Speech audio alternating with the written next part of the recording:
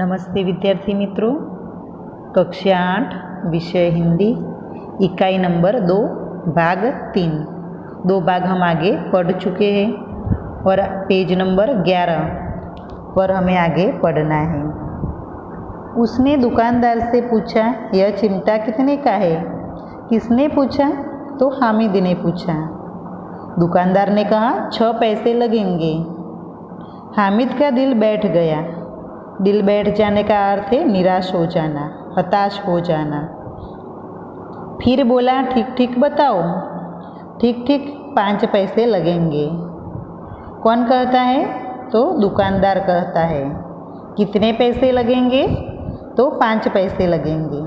लेना है तो लो, नहीं तो चलते बनो।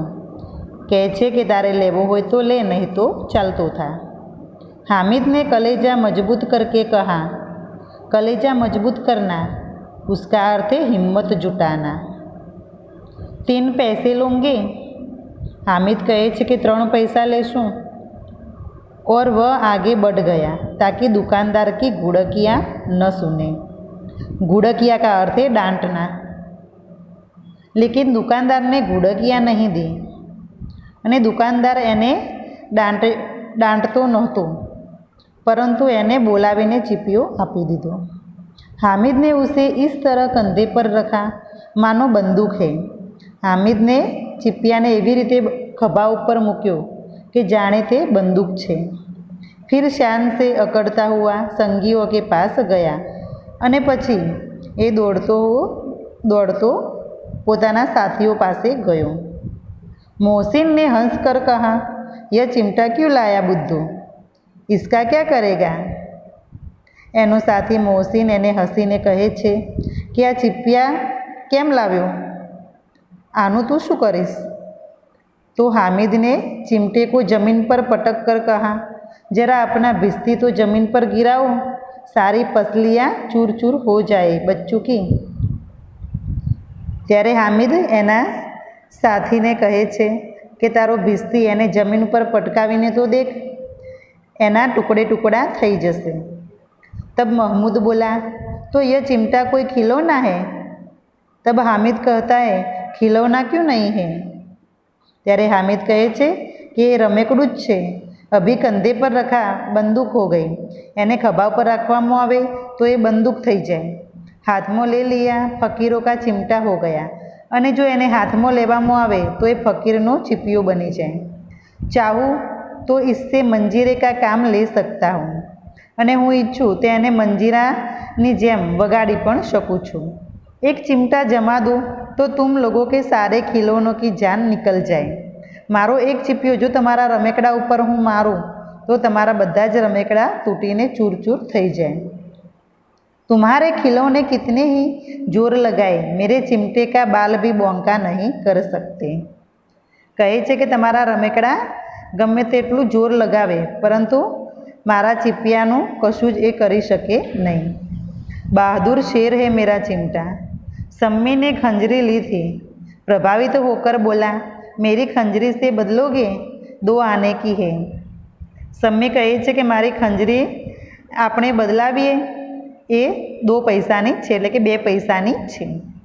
हामिद ने खंजरी की ओर उपेक्षा से देखा अने हामिद खंजरी तरफ जुए छे और बोला, मेरा चिमटा चाहे तो तुम्हारी खंजरी का पेट फाड़ डाले। अने हामिद कहे छे कि मारो चीपियो इच्छे तो तारी खंजरी એટલે કે तारी जे खंजरी छे एनु पेट फाड़ी नाखे। बस एक चमड़े की झिल्ली लगा दी। डब डब बोलने लगे। झिल्ली उसका अर्थ है चमड़े की पतली तह, लेकिन चामड़ानु एक पातळू पड़। जरा सा पानी लग जाए तो खत्म हो जाए, एनी पर जो थोड़ू पण पानी पड़े तो ये टूटी जाए। मेरा बहादुर चिमटा आग में, पानी में, आंधी में और तूफान में बराबर डटा रहेगा और आ चिपिया कोई पण तूफान आवे तो एने कशुं थाय नहीं। चिमटे ने सभी को मोहित कर लिया अने चिपियो बधा साथीदारों ने मोहित करी नाख्या। लेकिन अब पैसे किसके पास धरे हैं? परंतु हवे कोई एना साथीदार पासे पैसा नहोता। फिर मेले से बहुत दूर निकल गए हैं। અને મેળાથી ઘણા બધા દૂર પણ આપણે નીકળી ગયા છીએ। ધૂપ તેજ હો રહી હૈ, તડકો વધારે છે। ઘર પહોંચને કી જલ્દી હૈ, અને ઘેર જવા માટેની પણ જલ્દી છે। બડો સે જીદ કરે તો ભી ચિમટા નહીં મિલ સકતા। અને ઘરે જઈને જો આપણે આપણા મમ્મી પપ્પા જોડે પૈસા માંગીએ તો પણ આપણે ચીપિયો લાવી શકીએ નહીં। हामिद है बड़ा चालाक, इसीलिए उसने अपने पैसे बचा रखे थे। हामिद બહુ ચાલાક છે, માટે એણે પોતાના પૈસા બચાવીને ચીપિયો ખરીદ્યો।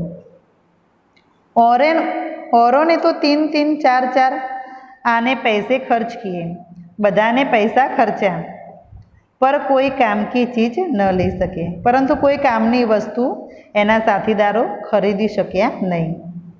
हामिद ने 3 पैसों में रंग जमा लिया। हामिद ने 3 पैसों में रंग जमा लिया। रंग जमाने का अर्थ है प्रभावित करना। सच ही तो है, खिलौनों का क्या भरोसा, टूट फूट जाएंगे। हामिद का चिमटा बना रहेगा बरसों। કહે છે કે રમેકડાનો શું ભરોસો, ચીપિયો તો વર્ષો સુધી ચાલે છે, પરંતુ રમેકડા તો તૂટી જાય છે। मोहसिन ने कहा, जरा अपना चिमटा तो दो, हम भी देखे, तुम हमारा भिस्ती लेकर देखो। मोहसिन कहता है कि तारो चीपियो तो अमने बताव, અને અમારો ભીસ્તી એ પણ તું આરી પાસે રાખીને તું જોઈ લે। महमूद और नूरे ने भी अपने अपने खिलौने पेश किए, અને महमूद અને नूर પણ પોતાના રમેકડા એને हामिदને આપે છે। हामिद को इन शर्तों को मानने में कोई आपत्ति न थी, અને हामिदને એ શરત માનવામાં કોઈ आपत्ति नहोती। चिमटा बारी बारी से सबके हाथ में गया, અને એ ચીપિયો एक एक करता બધા સાથીદારોએ દેખ્યો। और उनके खिलौने बारी बारी से हामिद के हाथ में आए, અને બધા સાથીદારોના રમેકડા એક એક કરીને હામિદના હાથમાં આવ્યા। કિતને ખૂબસૂરત ખિલૌને થે, અને આ રમેકડા કેટલા ખૂબસૂરત છે, એટલે કેટલા સરસ છે। रास्ते में महमूद को भूख लगी, उसके बाप ने केले खाने को दिए, અને રસ્તામાં જતાં મોહમ્મદને ભૂખ લાગી અને કેળા ખાવા માટે આપ્યા। महमूद ने केवल हामिद को अपना साथी बनाया, અને महमूदે हामिदને જ પોતાનો ભાઈબંધ બનાવ્યો। उसके अन्य मित्र मुँह ताकते रह गए, અને એના બીજા મિત્રો એ જોતા જ રહી ગયા। यह उस चिमटे का प्रभाव था, અને એક ચીપિયાનો પ્રભાવ હતો। 11 बजे सारे गांव में हलचल मच गई, मेले वाले लौट आए। 11 वागता જે લોકો મેળામાં ગયા છે તે પાછા આવે છે। मोहसिन की छोटी बहन ने दौड़कर भिस्ती उसके हाथ से छीन लिया, और मारे खुशी के उछली तो मियाँ भिस्ती नीचे आ रहे और सुरलोक सिधारे। मोहसिनની નાની બહેન એને જોઈને, એના હાથમાં જોઈને, ભીસ્તી જોઈને ખુશ થઈ જાય છે, અને એ ખુશીના મારે કૂદવા લાગે છે, ઉછળવા લાગે છે, અને એના હાથમાંથી ભીસ્તી નીચે પડી જાય છે ને તૂટી જાય છે। सुरलोक सिधारना, उसका अर्थ है मर जाना। मियाँ नूरे के वकील का अंत इससे भी ज़्यादा गौरवमय हुआ। वकील जमीन पर या ताक पर बैठ नहीं सकते, એટલે કહે છે કે વકીલ જમીન ઉપર या નીચે પાથરણું પાથરીને બેસી નથી શકતા। उनकी मर्यादा का विचार तो करना ही होगा। दीवार में 2 खूंटियाँ गाड़ी गई, उन पर लकड़ी का एक पटरा रखा गया। दीवार ऊपर 2 खूंटीઓ લગાડે છે અને એના ઉપર એક લાકડું ફિટ કરે છે। પટરે પર કાગજ કા એક કાલીન બિછાયા ગયા, અને એના પર કાગળનું એક આસન પાથરે છે। વકીલ સાહેબ રાજા ભોજ की भांति સિંહાસન પર બિરાજે। રાજાના ભોજની જેમ એમને પણ ત્યાં બેસાડવામાં આવે છે। નૂરે ને ઉन्हें पंखा जालना शुरू किया, અને નૂર પંખો લઈને એને હલાવે છે, એને પવન નાખે છે। अदालतों में खस की टट्टियाँ और बिजली के पंखे होते हैं, क्या यह मामूली पंखा भी न हो। बांस का पंखा आया और नूरे हवा करने लगा। વાંસનો પંખો લાવે છે અને વકીલ સાહેબને એનાથી હવા નાખે છે। मालूम नहीं पंखे की हवा से या पंखे की चोट से वकील साहब स्वर्गलोक से मृत्युलोक में आ रहे और उनका माटी का चोला माटी में मिल गया। खबर નથી કે પંખાની હવાથી યા એની ચોટ વાગવાથી વકીલ નીચે પડી જાય છે અને એ મરી જાય છે, તૂટી જાય છે। माटी का चोला माटी में मिलना उसका अर्थ है मर जाना, नष्ट हो जाना। फिर बड़े जोर शोर से मातम हुआ और वकील साहब की अस्थियाँ धूरे में डाल दी गई। गुरे એટલે કે કચરાનો ઢગલો અને વકીલના જે ટુકડે ટુકડા થઈ જાય છે એ કચરાના ઢગલામાં નાખી દે છે। अब मियाँ हामिद का हाल तो सुनिए।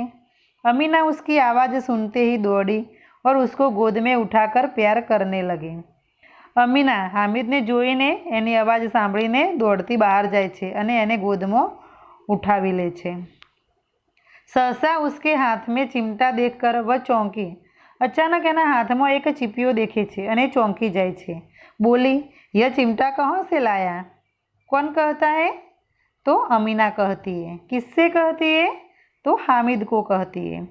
मैंने मोल लिया है, कई पैसे में, 3 पैसे दिए। तब हामिद कहता है, मैंने इसके 3 पैसे दिए। अमीना ने छाती पीट ली। छाती पीट ली उसका अर्थ है दुख प्रकट करना। यह कैसा बेसमझ लड़का है कि दोपहर हुआ, कुछ खाया न पिया, लाया क्या चिमटा? अमीना कहे છે કે બેસમજ છોકરો છે, એણે કશું ખાધું નથી, નથી પીધું અને લઈને આવ્યો તો પણ ચીપ્યો। सारे मेले में तुझे और कोई चीज़ न मिली जो यह लोहे का चिमटा उठा लाया? अमीना कहे છે કે આખા મેળામાં તને બીજી કોઈ વસ્તુ ના મળી, તે આ લોઢાનું ચીપિયો લઈ આવ્યો। हामिद ने अपराधी भाव से कहा, तुम्हारी उंगलियां तवे से जल जाती थी, इसीलिए मैंने लिया। हामिद કહે છે કે તવા ઉપરથી રોટલી ઉતારતી વખત તારા આંગળીઓ બળી જતી હતી, માટે મેં એ ચીપિયો લીધો। बुढ़िया का क्रोध तुरंत स्नेह में बदल गया અને તરત એનો ક્રોધ શાંત થઈ ગયો। बच्चे में कितना त्याग, कितना सद्भाव और कितना विवेक है। दूसरों को खिलौने लेते और मिठाई खाते देखकर इसका मन कितना ललचाया होगा। ત્યારે અમીના કહે છે કે બીજા બધાને મીઠાઈયા ખાતા, રમેકડા લેતા એનું મન કેટલું લલચાયું હશે। इतना जख्स इससे हुआ कैसे? अमीना का मन गदगद हो गया અને અમીનાનું મન ગદગદ થઈ ગયું, દુઃખ થયું। वह रोने लगी। दामन फैलाकर हामिद को दुआएं देती जाती थी અને हामिदने दुआओं આપવા લાગી। और उसकी आंखों से आंसू की बड़ी बड़ी बूंदें गिरती जाती थी। हामिदने दुआ આપતી જતી હતી અને એની આંખોમાંથી આંસુ પડી જતા હતા। હવે આગળ તમારે શબ્દાર્થ લખવાના છે અને મુહાવરા તમારે નોટબુકમાં લખવાનું રહેશે। ત્યારબાદ અભ્યાસમાં પ્રશ્ન નંબર 1, પ્રશ્ન નંબર 3, ત્યારબાદ સ્વાધ્યાય અને કહાની પ્રશ્ન નંબર 4 તમારે તમારી નોટબુકમાં લખવાનું અને કહાની તૈયાર કરવી।